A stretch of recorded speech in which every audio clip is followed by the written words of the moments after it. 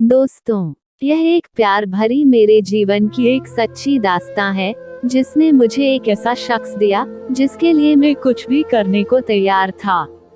जो मेरे दिल की गहराइयों तक गई, जिसके लिए मैं किसी और की तरफ भी नहीं देखता था। मैं एक लड़की से बहुत प्यार करता हूँ। वो उसी कॉलेज की स्टूडेंट थी, जहाँ मेरे पापा पढ़ाते थे। यूं तो मैंने उसे कई बार देखा था, लेकिन एक बार वह मेरे सपनों में आकर कुछ ऐसी यादें दे गई कि आज भी मैं उसी सपने में जीना चाहता हूँ। लेकिन मैंने इस बात पर बिल्कुल ध्यान नहीं दिया, क्योंकि मुझे ये इश्क विश्क की बातें बड़ी ही अजीब लगती हैं। मैंने यह कभी नहीं सोचा कि आने वाले दिनों में मैं उसे इतना चाहूंगा कि मेरा दिल और दिमाग हर पल बस उसी की यादों में कैद रहेगा। कुछ दिनों बाद उसी कॉलेज का एक ग्रुप विजिट के लिए गया।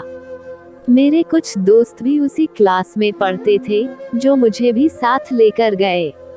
पहले तो मैंने बहुत मना किया, लेकिन जैसे ही मुझे पता चला कि वह भी वहां आ रही है तो मैं तुरंत तैयार हो गया। उन आने वाले दिनों ने मेरी सारी जिंदगी बदल कर रख दी। हम दोनों पूरे टूर में साथ साथ रहे और बहुत मौज मस्ती भी की, जिसे वह आज भी नहीं भुला पाई है। उसके बाद मैंने उससे कई बार फोन पर बात करने की कोशिश की। कुछ ही दिनों बाद वैलेंटाइंस डे आया। मैं इस मौके को गंवाना नहीं चाहता था, क्योंकि मैंने अपने कई दोस्तों को तड़पते देखा है।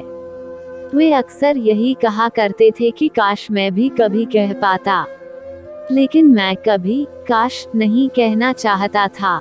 इसलिए मैंने उससे अपने प्यार का इजहार कर दिया, लेकिन तब तक शायद बहुत देर हो चुकी थी।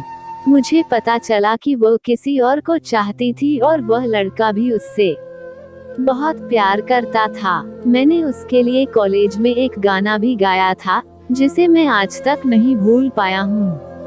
वो मुझसे 1 साल बड़ी थी, लेकिन मैंने ऐसी किसी भी बात पर ध्यान नहीं दिया, क्योंकि मैं उसके प्यार में इस कदर डूब गया था कि मुझे सिर्फ और सिर्फ खुशी की ही तलाश थी।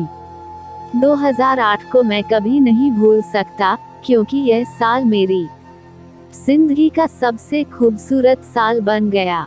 कई बार सोचता हूँ कि उसका मेरे सपनों में आना और मुझे इस तरह से देखना, उसका मुझे कुछ ना कहकर बहुत कुछ कह जाना, ये सब कुछ संयोग नहीं हो सकता।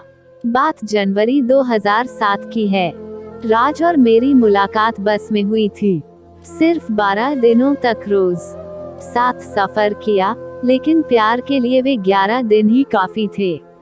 उसने जॉब छोड़ दिया और हमारा मिलना केवल 5 मिनट ही हो पाता था, लेकिन मोबाइल काम आया और हम एक दूसरे के टच में रहे। बाद में मैंने अपनी मम्मी को भी बता दिया और हमारे रिश्ते के लिए वह राजी भी हो गईं। लेकिन शायद हमारे नसीब में ही कुछ और था। मुझे ब्रेन ट्यूमर का अटैक पड़ा और उसने कभी मुड़कर नहीं देखा। 14 फरवरी 2004 को मैं उससे आखिरी बार मिला था, और वो भी सिर्फ 5 मिनट के लिए। मैंने उसे मम्मी की दी हुई चूड़ियां दी, पर उसके बाद ही उसने मुझे छोड़ दिया। वो फिलहाल आगरा में रहकर पढ़ाई कर रही है और मैं यहाँ दिल्ली में हूँ। राज के लिए मैंने अपना घर तक छोड़ दिया, पर सच ही कहा है किसी ने कि सच्चा प्यार नसीब वालों को मिलता है। मैं दुआ करता हूँ कि खुदा मुझे उससे सिर्फ एक बार मिला दे। ऐसे ही कहानी सुनने के लिए चैनल को सब्सक्राइब जरूर करें और बेल आइकन को दबाना ना भूलें। धन्यवाद।